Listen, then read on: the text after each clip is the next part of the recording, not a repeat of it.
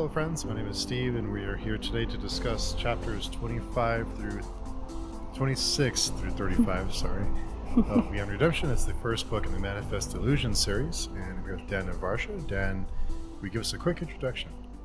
I'm Dan, first time reading this book. We wanted to read it for a while, so I don't know what's going to happen, but big fan of Grimdark, so it's up my alley. Nice. And Varsha? Hi, I'm Varsha. I run a YouTube channel called Reading by the Rainy Mountain. This is also my first time reading this series, and it's possibly my first time reading a series that could be considered grimdark. Wow. Really? I think so. I'm trying to recall what else I've read that's grimdark. Nothing comes to mind.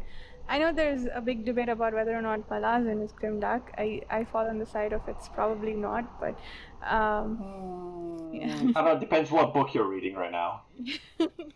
Maybe. Yeah, Deadhouse Gates is pretty dark. Yeah. And the other one... Wait, actually, I don't know, Vars, I know at what point you are, so I don't know if I want to say spoilers or anything, but... I'm reading The Crippled God. Okay, so if you already... I'm trying to remember the names. I don't know, there's one which is pretty grimdark, the one with the cult. And the...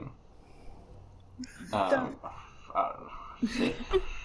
It's like a big invasion, and it's like everywhere, like people eating other people or something like that. It's been a while. Memories of Ice, I think. Maybe it's that one. I don't know. But I thought there were some parts which were pretty dark.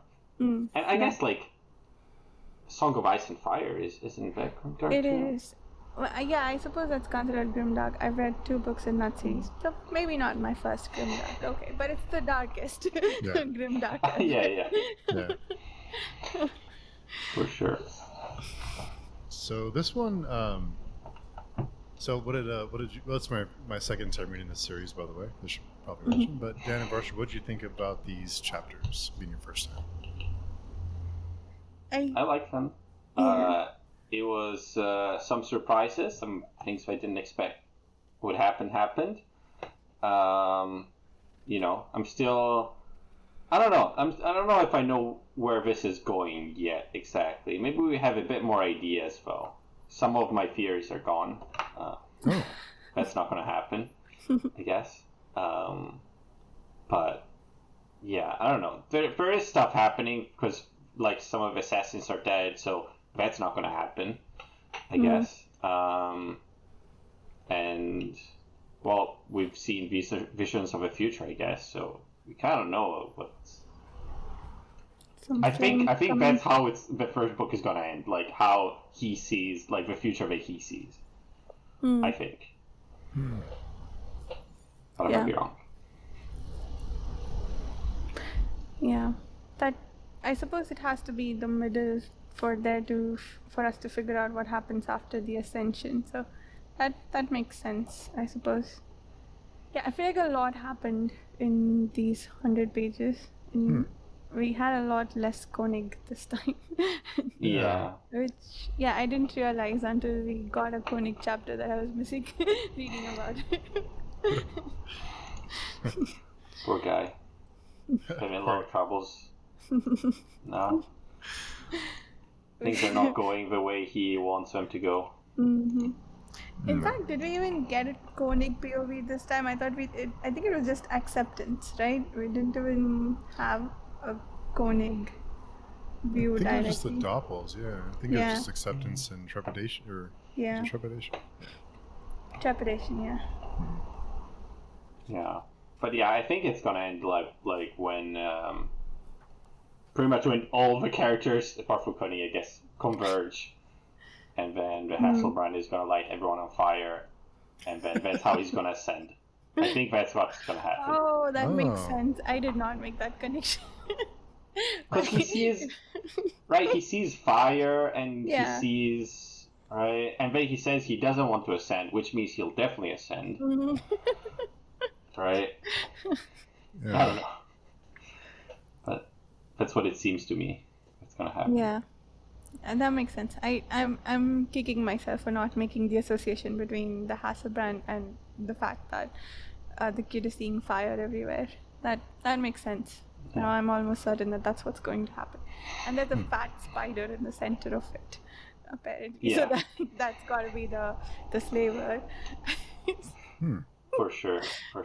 I mean, it could just be that he's like seeing them as, he's not seeing his own future, because I guess you can't see your own future, it seems. Or he can't see his own future.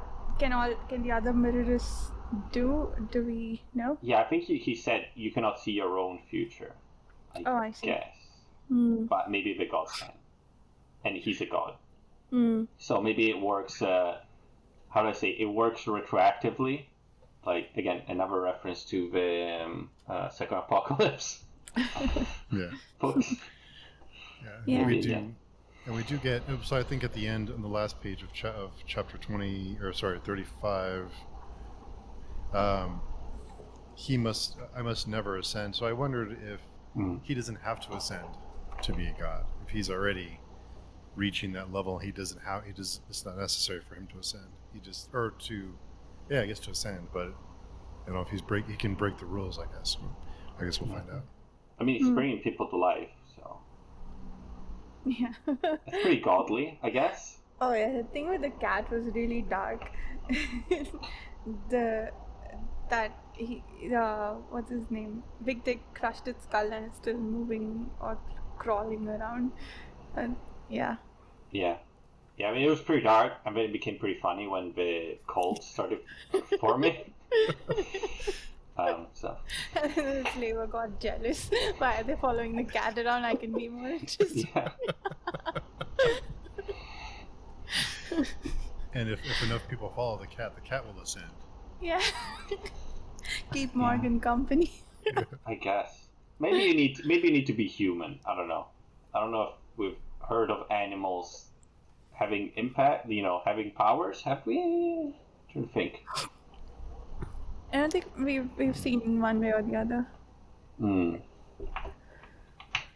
But yeah, maybe it would be for better. I don't know if you could control animals having being crazy. Can animals be crazy in real life? I guess. I guess so. I mean, I've heard about mad elephants. I don't know if they were just elephants that went on a rampage or like literally mad elephants. Yeah, I don't know. Anyways. It would be pretty funny if like he ascends to godhood and then impresses the cat there. Yeah. And he's a god to a minor god or something. There's something that Morgan said that was really interesting. I guess he's been fed, what he's been told is that he wasn't born of a woman, that he was brought to life by the belief of the people of the Jaburine faith, or however that's pronounced, and he has a thought to himself about whether if they believed it now, would it retroactively make it true that he wasn't born of a woman. I thought that was very interesting. Like, I mean, I don't think we've seen any like time loops or anything like that, but the fact of changing history through collective belief, that I guess we're changing history, not the actual events. That's interesting. Yeah, I think I like that idea, right? It's like, because he then ascends and becomes a god, that means he was never born from a woman, and he was always a god. So that means, Yeah. I don't know. Maybe there's some fate, and that's what actually happens. Could be. I mean, I don't think we've had any discussion about free will in this universe, so I don't know if that's going to be explored as a topic. Yeah, every god needs a good backstory. Yeah. The backstory can't be that you got kidnapped. Yeah, but you're right. But he's like, you're mentioning that it's sort of connected. Like, he's not. He didn't think he was born from a woman because he believes everything that Koenig told him. So he was kind of naive. I didn't know if he was faking being naive or being actually naive, but it seems like he was, and he actually trusted them. Yeah, I guess he's kind of like a typical kid. He's very wise about some things and extremely silly about others. He's also been protected, and he kind of he mentions that he's been corrupted in his time away from Carnegie. He was protected before, now he's been corrupted. So how will that affect him in his decision making since he's been soiled? I thought that's what. Yeah. Sorry, go ahead, Dan. No, I was just thinking, is the corruption part like that now he doesn't trust people? Is that what the corruption part is? I wasn't sure exactly. Interesting. I'm trying to see what led to his conclusion about the corruption and contamination. It was the fact that he realized that Victic was manipulating him, right? And he felt dirty generally. Yeah. Was it maybe like his conflicted emotions, like he was mad at himself for not realizing earlier, and he's like, oh, these are not the emotions that God should have? Is that maybe it? Yeah.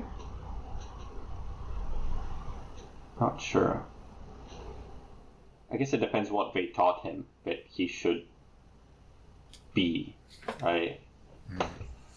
Which we don't know exactly. Yeah, I thought he the conclusion that I must never ascend was him agreeing with.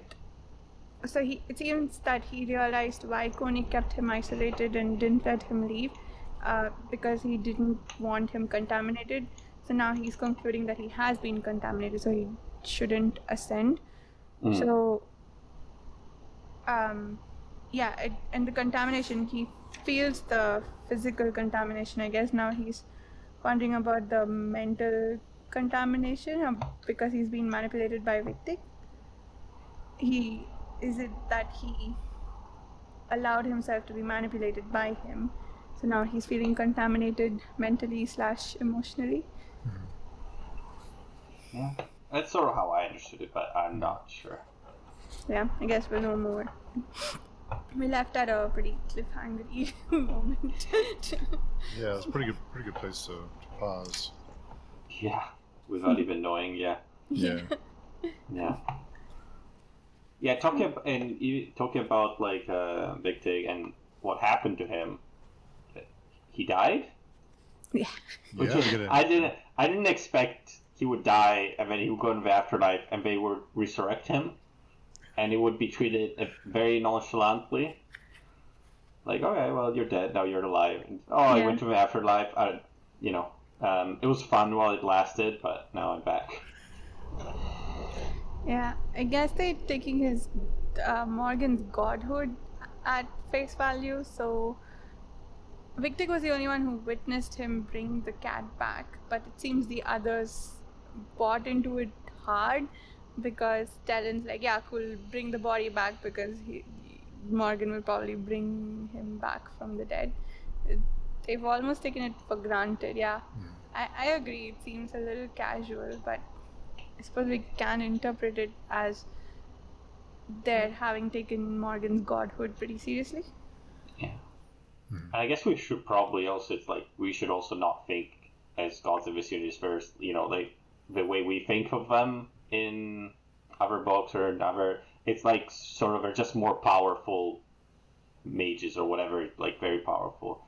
They're not, shouldn't be treated as, like the gods with a big G or something, They're not, they're more like tools sort of in this case. Yeah, it's kind of the way that they see him now, as he's a tool to be used. Yeah. Not to be respected, I guess, just because he's a god, right? It seems like that's not what anyone thinks, really. But it seems that if once he ascends, then he'll be a god for real. Right now, the slaver's opinion of how he'll attain godhood is that if enough people follow him, then he'll be a god. He doesn't feel like he needs to be killed to ascend or become a god. So maybe it's down to what you believe again about how to attain godhood. Yeah. I mean, there's definitely something to do with, you know, what you personally believe, I guess, because, like, when Victor died, he didn't... What is he? Like, he saw all the people he killed, right? Yeah. But I'm trying to remember exactly what happened. It wasn't, like... I don't think it conformed exactly to what other people were saying, I think. I don't remember exactly what it was. I should have made a note of it. But I think he said something like, "Oh, I don't see this, and I don't see that." I see. Like, is it only like the people that died violent deaths or something? I think he saw a lot of people, and only some of them were people he killed. And it turned out that the others were gathering because they had been killed by the person who killed Victor. And they were all getting ready to serve that person because I think he was close to death or something. But I recall a conversation they had about whether the only people who are truly free in the after death are those who don't die by the sword. But even if that's true, since there are so many warring factions sort of acquiring other groups, they don't think that they will be truly free either. That's the conversation I recall. I don't remember what else happened there though. Wait, and if you die in the after death, do you go to the second after death? Like second lunch and third lunch. Yeah, I guess. So why would anyone fight in the after death then? Yes. Right? What are you fighting for? What sort of supremacy? And feels like you'll end up like the Telanimus.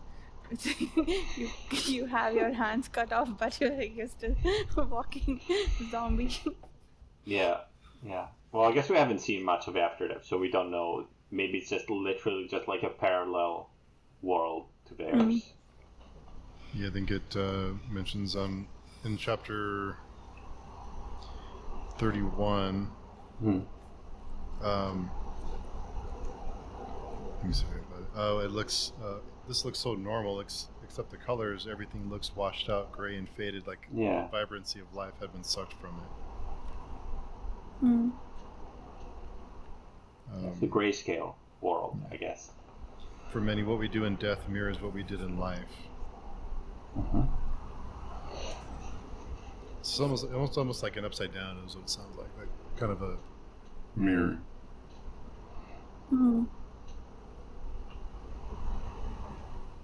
Yeah, does it say anything else about what's going on? No, not really. Let's see. Yeah, what I remember is mostly what Varsa said, like the stuff about people serving who they killed and. Yeah, I killed you, I killed you, and now you are mine to command. Maybe death wasn't so bad. My own little army, this should be fun.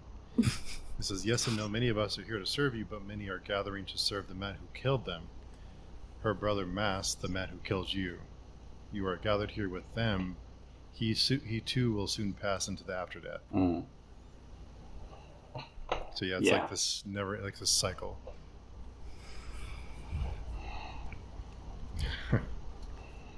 Yeah. And then I like how as everyone's after death like this, the warrior grunted, eyebrows furrowing. How would I know?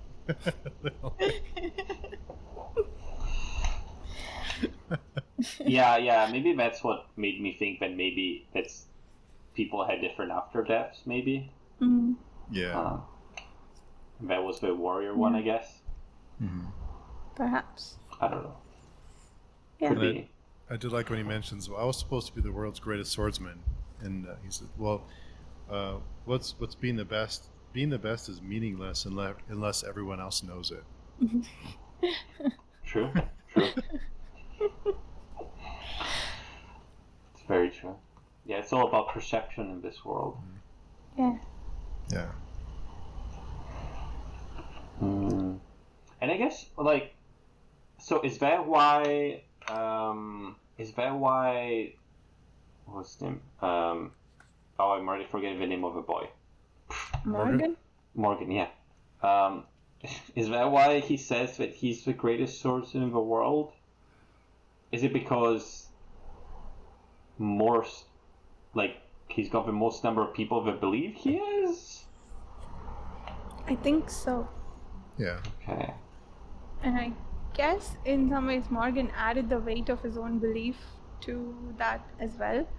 And Morgan is nearly a god or is already a god, so what he thinks matters a lot also, apparently. True. What do you think of a relationship between him and Victor? Do you think he thinks of him sort of a bit like his son, or not really? No. No. He came back from the dead and immediately is like, oh, how can I use this boy's ability to my own ends? Which honestly aren't even like that great. It's just he wants to be the greatest swordsman, and now he wants to be this person who can never be killed. Or if he's killed, he always keeps coming back, and he's like immediately on to manipulating the boy. It's possible that that's how he would have treated his son if he had him around, but he's not treating him as a son in the conventional way that we might think of it, at least. Yeah. Fair enough. But I mean, it does seem like they have like the three people in the group. I guess they do have more affection to each other than they display, obviously. You know? They do now, yeah. Oh, but yeah. Yeah. Well, even before now, maybe even more. Because they always just say they hate each other, but.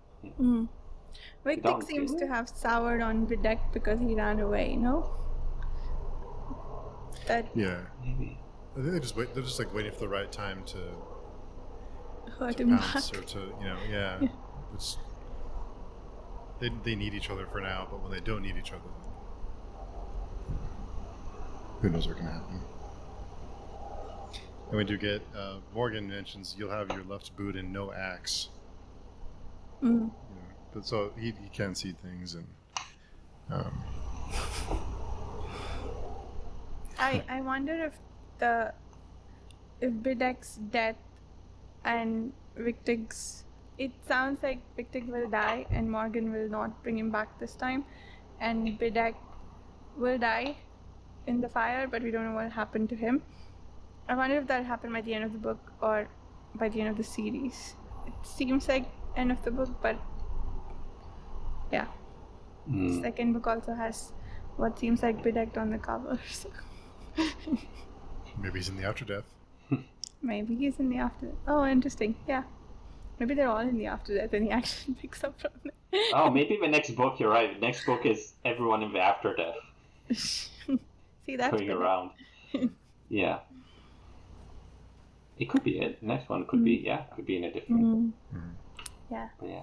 I guess now we know though why Morgan is not going to bring Victic back from the dead the next time.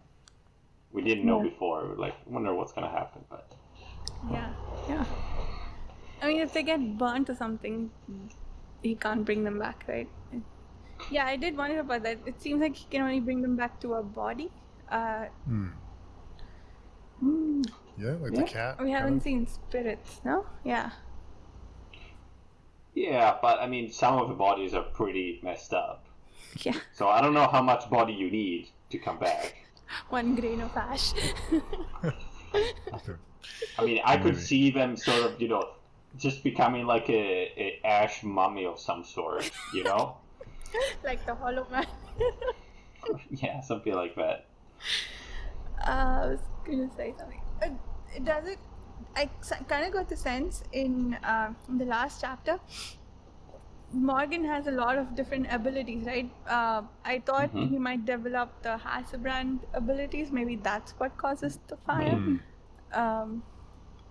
There was something about the way he was looking at the fire or thinking about it that made it seem. That reminded me of how Gehin thinks about the fire sometimes. But Oh, that's true. That could be. I didn't think about that. Steve, are you dying to tell us? No, I'm trying to remember a lot of this. I don't remember what happened. It's been a couple years, and I did. The Slaver is, I think, probably the most disturbing part of this book so far. Yeah. The Slaver and the things that he does, and the stew, and he's growing his army again after they were all burned. Yeah. Yeah. Yeah. That's fair. How far away are they from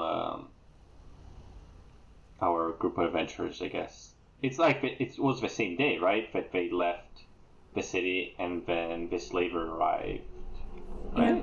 Yeah, I think it was pretty quick, pretty soon. Like, or pretty close together. These are not too far away. I don't remember. Where are they going now? They're going south to the city where they started at the beginning? Is that where they're going? South. Yeah. Or the north, or whatever. They're just going towards the city where they started, right? Yeah. Yeah. I think so. That's what I remember. They didn't change their mind after that. They're not going to make it, right? Is that what Morgan said? Maybe. Oh, he I don't did? know.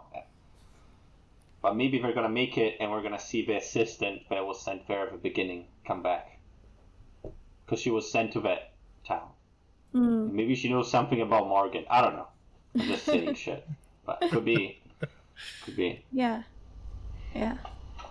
I did like the assassins that he turned it when he could turn into scorpions, and when the scorpions died, he started losing parts of himself. Like he wasn't. He forgot what he was doing, and he wasn't the same.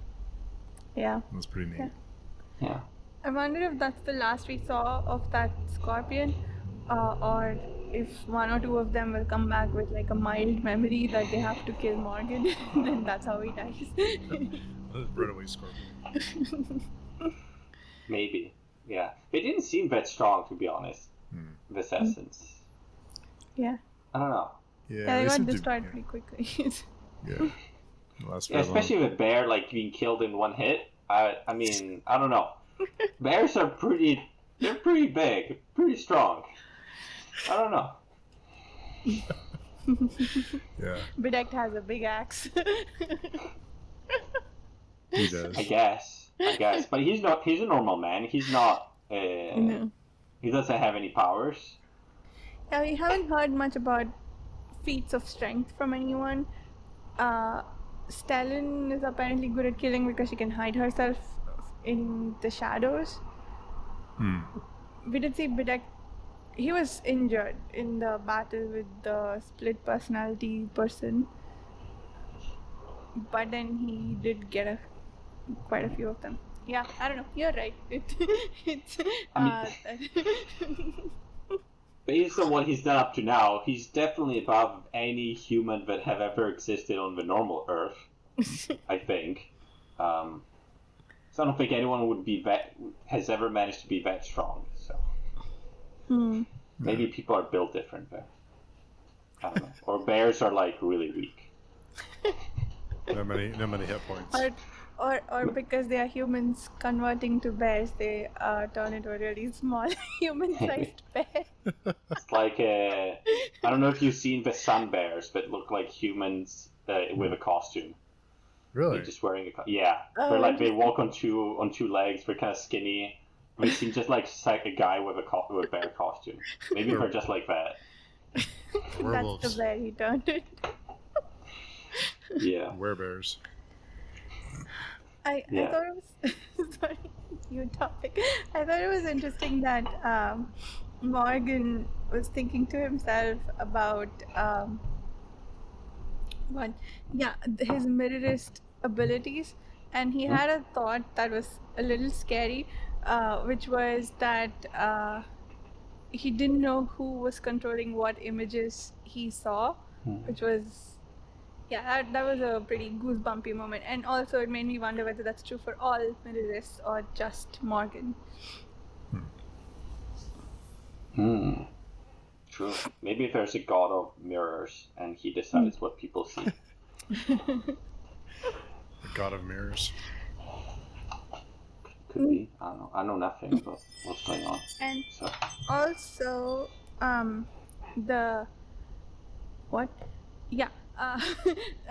Acceptance destroyed the mirrors because he thought he could slow down Koenig's mirror reflections from their plotting, which, can't you just replace it with a different mirror? Does it matter specifically which mirrors your reflections are in?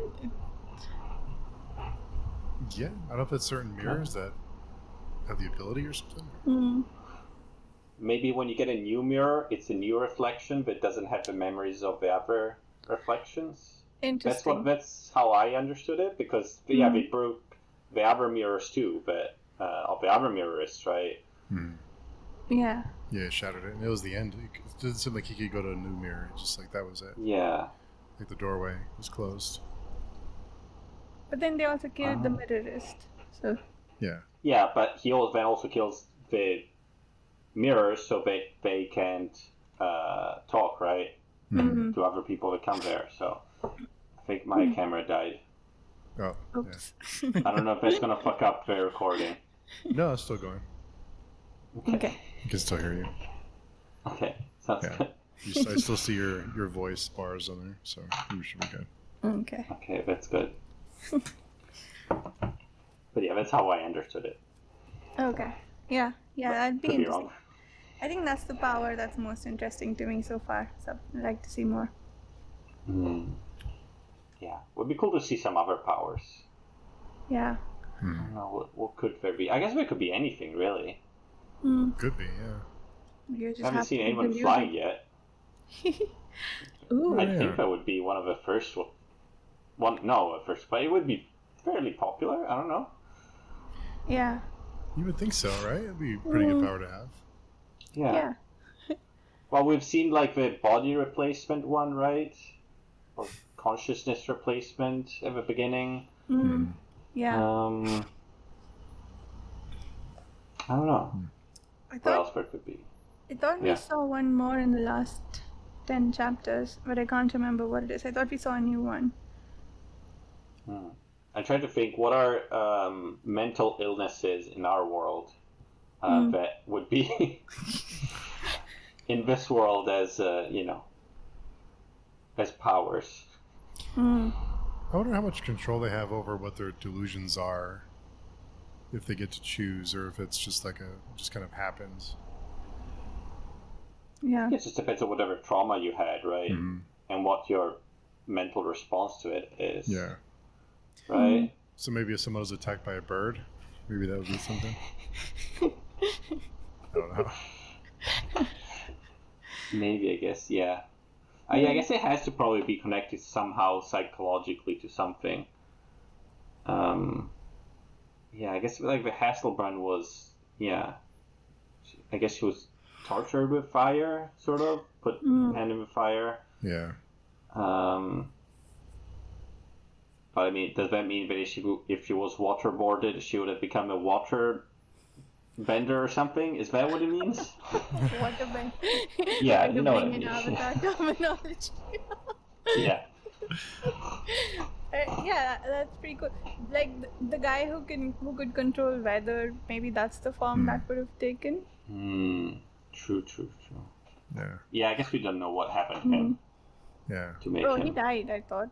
Yeah. No, but what happened to make him that way? Right. Oh, that way. Yeah. Yeah. Yeah, pretty sure he died, yeah. I was like, did I miss something? The storm is gone. Yeah. The slavers on the move. It seems like we are kind of coming to everything's gonna converge. Yeah. As it usually happens. Yeah.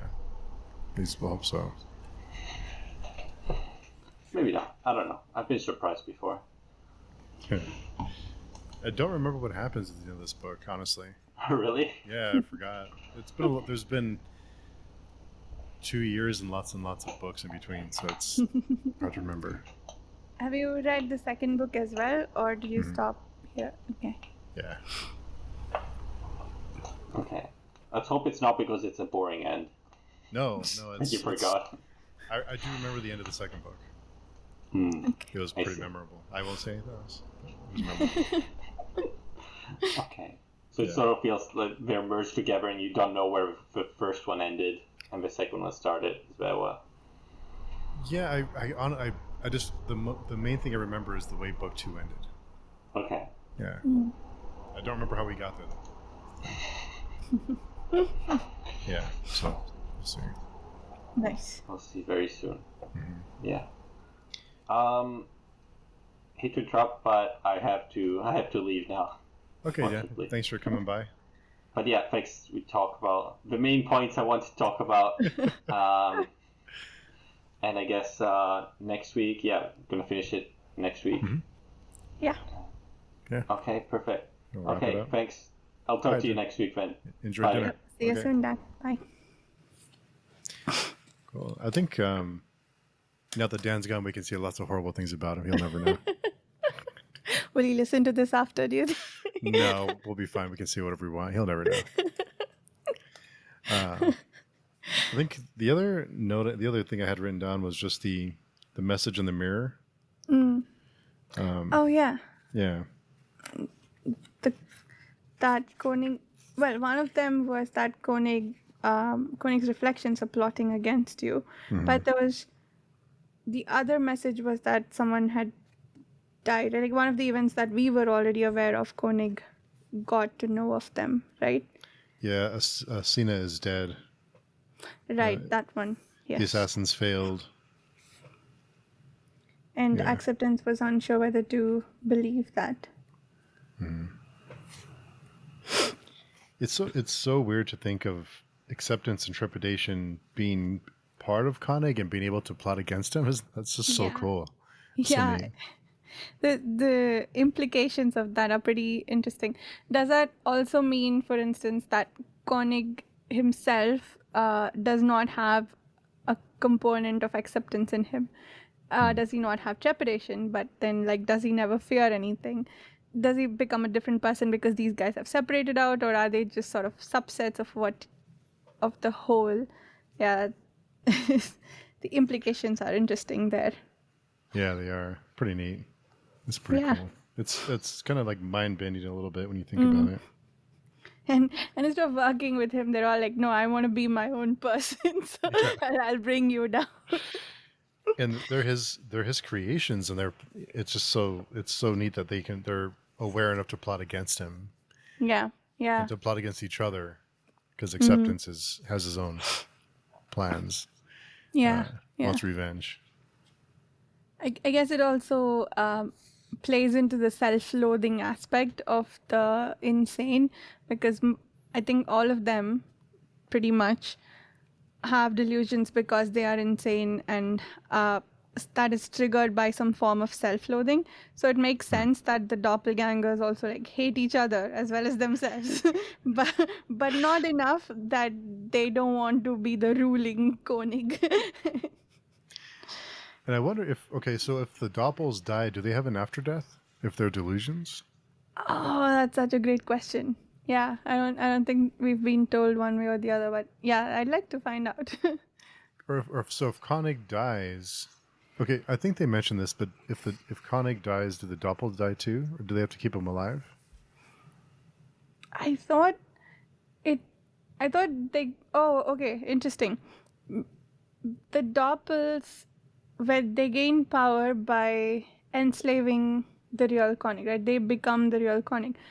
But the fate that he was contemplating for himself was that he'd become one of the Doppels, not death. So maybe this is also like the split personality one. I don't remember the name of the delusion, but that if the original goes, they all go. Interesting. It's such a cool world. Yeah, such a it neat totally world. is. Yeah. There's so much to think about here. I like that. Yeah. I also like thinking about what real world things these might map to, because they all just feel like real world concepts on steroids. Yeah, the thing about being the best is meaningless unless everyone knows it. I kind of thought that was like a shot at social media. Like, Yeah. if you're the best at something, if no one else knows it, then what's the point? Like, if I don't share everything, then what's the point of doing it? Yeah. If I made dinner and didn't post a picture, did I really make dinner? Did I really eat if I didn't share what it was? Yeah. Yeah, I kind of thought that was a kind of like, maybe it wasn't, but I took it as like a jab at social media, like a wink and a Yeah, nod. yeah. But I thought that was pretty interesting. I'm trying to think if there was anything else. Mostly it was, I guess the bringing back from the dead of Victig. Morgan's great realization about being manipulated by Victig. Yeah, there was one thing there that he thought to himself, he said, why did no one teach me to ask questions? I thought that was, Aufschlag, I think, tried a little bit, or at least as much as he could, by being secretive also and keeping it from Koenig. But yeah, this is sort of the reverse, no? In some cases, like for some religions, like knowledge is shunned upon to a certain extent, and then here it's, I don't want my God to be knowledgeable, or ask questions. Yes. So you want the God to know only what you want it to know, so you can take advantage of the God. Yeah. Yeah. You're in a sense, you're creating something that's far more powerful than you, that you want to control. It has to be getting out of hand at some point.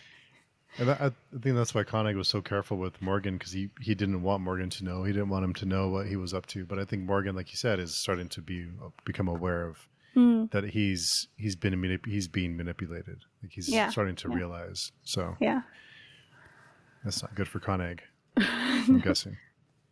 Yeah, I mean, he sort of went back to thinking about Koenig as the nicer person between him and Wigtig, right?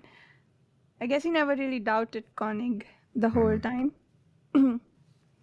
But yeah, but it seems like from the last few pages that from this section that we read, that Morgan agrees with Koenig's, I guess, conclusion that Morgan needs to be kept contamination free for him to have a good ascension. And I wonder, so at the end of chapter 35, I know we talked about it earlier.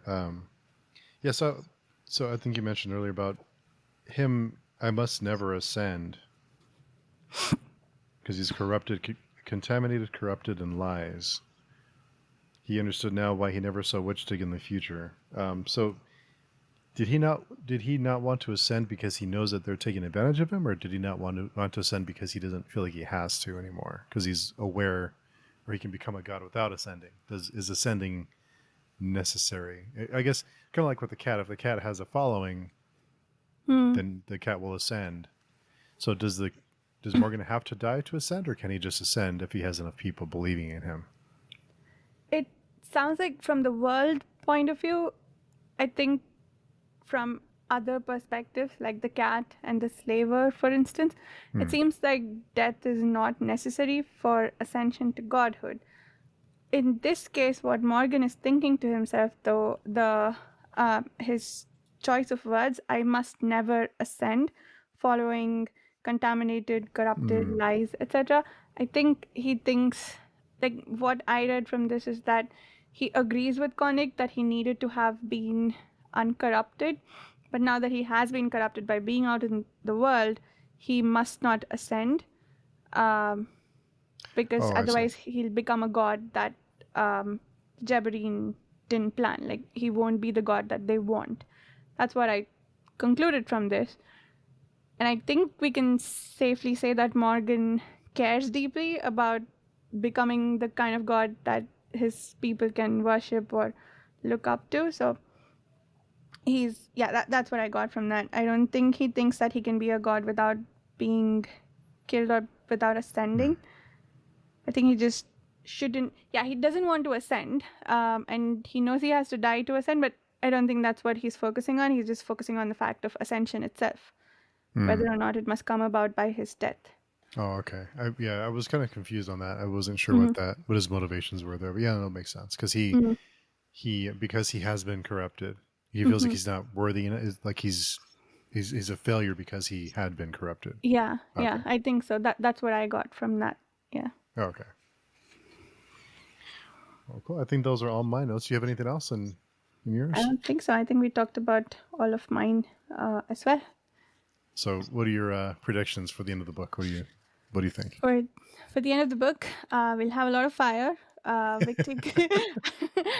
It seems like the night will end with Wigtig's death, which, given that it's just him and Morgan, I don't think I don't think Morgan's going to kill Victig, so I'm Hmm. curious to see how he dies. And Morgan's not going to bring him back, it seems like. And Bedect is not coming back tonight. Why not? What does Morgan know about that? Yeah. So I don't have predictions, but I have a lot of questions or things I'm curious about following up on. Who do you think will survive? Well, I guess we should say, will Morgan ascend? By the end of the book, I want to say yes. So I have a theory that Okay. Morgan will not die by anyone's hand. He will die by himself. Therefore, he won't be a god that serves any particular person. He'll be his own entity. That's my theory for how the ascension might go. Oh, interesting. Yeah. I don't remember, so I don't know. It's been a while, so Yeah. I won't make any predictions because it may jog my memory. But yeah, it's I love these kind of books because you never know like what crazy stuff can happen. Yeah. When you don't even know like what direction you're headed, this already feels like, okay, one book. This could read as a standalone, I suppose. It might end on a cliffhanger, but just the plot itself, it doesn't feel like it's setting up for anything bigger for the next two books, you know? It's just, oh, there's this concept that we're exploring of delusions and godhood. So by itself, it's pretty interesting. And I love how much discussion we can have about the world. That's been my favorite part so far. Yeah, I'm glad because I always love the world and like the way everything works. So I thought it'd be a good one to because there's like all these really, and you could get twisted up in a pretzel just thinking about it. Yeah, exactly. Yeah, I love that. that's cool. Yeah. I'm sure we'll have lots more when we do Malazan and Prince of Nothing. Oh yeah. Yeah, those are other ones that are good stuff. I'm looking forward to that. Oh yeah. Well, cool. So we'll finish up next week, and in the meantime, where can people find you if they want to connect with you? My channel, Reading by the Rainy Mountain, and on the Page Showing forum where I spend quite a lot of time. I think I'm averaging logging in once per hour or something like that recently. It's how I fidget lately, so you'll find me there if you're ever looking for me. Good way to fidget, yeah. Okay. Yeah, you can find me on pagedoing.com, and all the stuff's there, so that's the best place to find me.